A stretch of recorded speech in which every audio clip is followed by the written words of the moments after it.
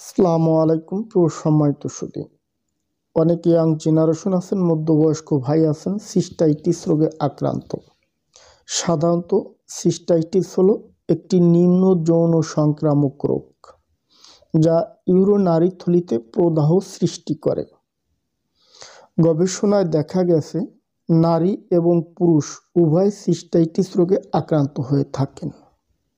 Europe আমেরিকায় প্রতি বছর 20 মিলিয়ন মানুষ সিস্টাইটিস রোগে আক্রান্ত হন। সাধারণত রোগীরা সিস্টাইটিস রোগের লক্ষণসমূহ না জানার কারণে ভয় পেয়ে যান, আতঙ্কিত হয়ে ওঠেন। আমাদের কাছে করণীয় প্রতিকারের বিষয়ে জানতে চেয়ে থাকেন। আজকের এই ভিডিওতে কিছু তথ্য শেয়ার করব ইনশাআল্লাহ। সিস্টাইটিসে আক্রান্ত হলে আপনাদের জন্য করণীয় কী। প্রথমে আলোচনা করি সিস্টাইটিস কী। সিস্টাইটিস হচ্ছে নিম্ন যৌন সংক্রামক রোগ যা আপনার ইউরোনারি থলিতে মূত্রনালীতে ইনফেকশন হয়, প্রস্রাবে জ্বালা পোড়া করে, বাধাগ্রস্ত হয়।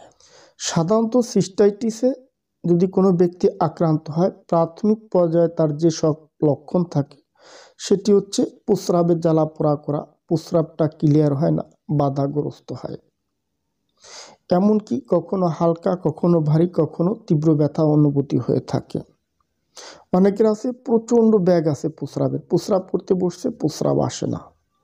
এছাড়াও প্রস্রাবের সাথে রক্তের উপস্থিতি থাকে, প্রস্রাবে ঘোলাটে হয়, দুর্গন্ধ হয়। এছাড়াও বীর্যের সাথে রক্তের উপস্থিতি থাকে। এমনকি অনেকের আছে কিডনিতে পাথর, পেনক্রিয়াস, লিভারে পাথর যাদের হয় তাদের ক্ষেত্রেও এই সিমটমগুলি হয়ে থাকে। সর্বশেষ আপনারা যারাই আছেন অলরেডি সিস্টাইটিস রোগে আক্রান্ত হয়ে গেছেন, আমাদের কাছে করণীয় প্রতিকার জানতে চান। দেখুন, সিস্টাইটিস রোগে যদি কোনো ব্যক্তি আক্রান্ত হয়ে থাকেন, প্রাথমিক পর্যায়ে যদি কারো গায়ে জ্বর থাকে আপনি প্যারাসিটামল খেতে পারেন। যদি খুব বেশি ব্যথা হয় সেক্ষেত্রে কিছু পেন কিলার, ব্যথানাশক ওষুধ খেতে পারেন। কিংবা আপনি চাইলে অ্যালোভেরা জেলকে জুস তৈরি সকালে 1 গ্লাস, রাতে 1 গ্লাস খেতে পারেন। কিংবা আপনি গরম দুধের সাথে 1 চা চামচ হলুদ মিক্স করে জুস করে খেতে পারেন। এছাড়াও আপনি চাইলে ভিটামিন সি সমৃদ্ধ কিছু ফলমূল আছে, যেরকম আমরা বলি মালটা, কমলা লেবু, পেয়ারা, সাধারণত যে আমাদের হাটে বাজারে লেবু পাওয়া যায়, লেবুটা নিয়মিতভাবে কন্টিনিউ খাওয়া। প্রাথমিকে খাবারগুলি ট্রাই করেন। অবশ্য সাজেশন থাকবে আপনি একজন নিকটস্থ ইউরোলজিস্ট কিংবা যৌন বিশেষজ্ঞ চিকিৎসকের পরামর্শ নেবেন, কেননা এটি একটি যৌন সংক্রামক রোগ।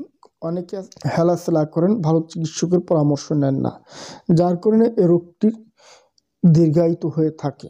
ফলে রোগীরা একটা অস্বস্তিকর সমস্যার মধ্যে পতিত হন।